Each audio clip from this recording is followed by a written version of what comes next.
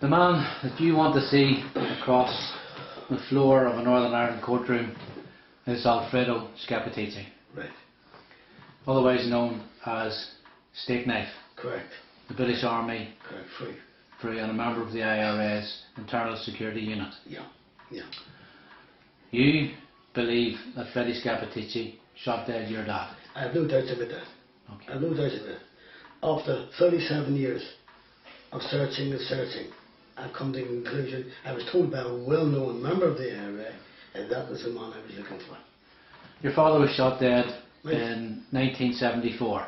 Yeah. Can you describe or recall the events of that night and what happened to him, Arthur? My father was shot dead. Was shot on the 15th of August 1974 in a pub just off the Antrim Road called the Hole in the Wall. I got word that he was shot there, but I was told the whole story by Brendan Hughes. Darky Hughes? Darky Hughes. Brendan was able to, I met Darky twice.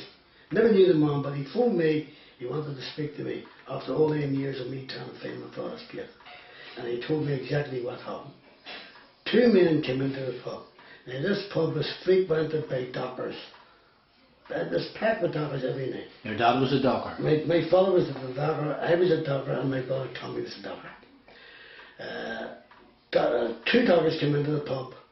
One, Martin Meakin, came over towards my father, spoke to my father, told him some sort of story. My father left with him, sent to his mates that he would be back. He left his drink there.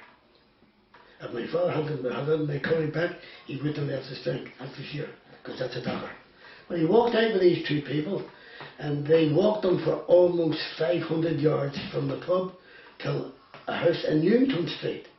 That's off the Limestone Road? That's just off the Limestone Road, number 12, Newington Street. What I was told now, I know now, I didn't know then, I know now that this was a safe house of the area. These two dockers walked my father right up all these streets into Newington Street, down towards number 12. When they got to number 12, apparently they left the father and two other men came out of number 12, Newington Street. One man was Scappaticci, Freddie Scappaticci, holding a Armalite rifle. My father, seeing that, knew there was something wrong and tried to run. Now these two charged down the street after the father and opened up. Scappaticci shot 12 rounds at the father. 5 of them hit him and 7 missed. Now the father struggled on down to near the end of the street, near the Limestone Road, and fell. Now these two was able to come back up the street again, into number 12 Newington Street, put the gun away, lock the door, come out again, walk down the street, past the fellow who was lying in the street bleeding to death. Into a taxi, those two, along with the other two, and the man that drove the taxi was also a member of the gang. And that taxi took him right down to the Felons Club in the New Lodge Road. And the reason I'm sure of that, because Darky Hughes told me exactly what happened. Every move they made, I was told about it. And he's also told me that Scappaticci was a member of the Frew, an army spy, and also a special branch agent. And that 2 or 3 other members of that gang were also special branch agents. Did he name the other person that was allegedly with Scappaticci? He named them all, but he only named them by the first name. His name was Toner. His second name was Toner. Mm-hmm. But he was able to tell me that these two, at least 3 members of that gang, were members of the special branch. Agents. Paid the special branch. Because, for the simple reason, they had all the time in the world to shoot my father and get away with it. And when you look at things in 1974, the single butchers were operating in that area. And every street you went to, there was army, police, personnel on foot, Saracens, Saladins. You couldn't get walking, but you were through against the wall and looking for ID. Yet these people had all that time. And at that time of night, 12 rounds from an Armalite rifle, you must have been able to hear that all over Belfast. Newington Street is some 400, 500 yards from an RUC base. Well, there's an RUC base just at the bottom of the street.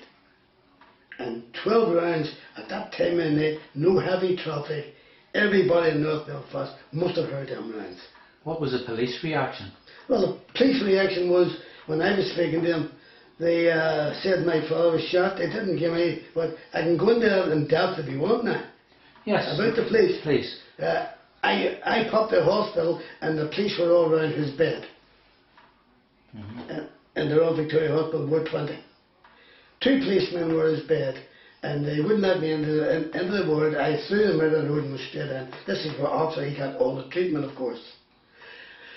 Another 2 policemen from the York Road Police Station came with a little handwritten statement wanting my father to sign it. Well, automatic, my father was partly unconscious at the time. He didn't know what he was doing. I took the statement off him and I told him I would keep the statement until he woke. And on the statement, which I read, was a complete lot of nonsense. They wanted to say my father, he didn't know who shot him. He was in a hole-in-the-wall bar on his own. He wasn't brought to Newington Street. He was down there on his own. And that the people that shot him ran off towards Tiger's Bay. Tiger's Bay is a lawyer. Tiger's Bay is a lawyer. They wanted to pass the buck that it wasn't Republicans that murdered my father. It was loyalists. Why would they want to do that, Arthur? Why, a complete cover-up. Sure, when you go to see the men that murdered my father, they don't want them men caught. And I told the police that time and time again. I got that statement and I ripped it up in front of them and it says I would make my own statement, which I did, and I put it in the police station. Did the police follow up with any searches or any raids in any houses in Newington Street? A couple of days later, a telephone call. This is the number 12 unit, the safe house. Apparently the police raided that. They got a phone call. They found the arm-laid rifle. They found gloves, a balaclava, a boiler suit, and a mask, and a magazine off the arm-laid rifle. They were able to take all that stuff away out of their house. I asked them, did they ever at any time find the owner of that house to find out who had the room rented out? No statements were ever taken out of that house. All the stuff that they found in that house went missing. My father's clothes out of the Royal Victoria Hospital, when I went up to collect them, to take them home, went missing. A ring and a watch my father always wore went missing. Statements they took from a man passing the Limestone Road on the night of the shooting, one of the stray bullets hit his car. He got out and he told the police and the army, he gave them a statement of the 4 men that he seen running away.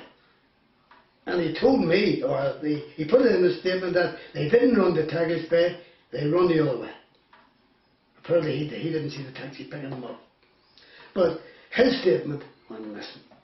So when making their escape, the individuals that shot your father must have went past him as he lay prone on the ground.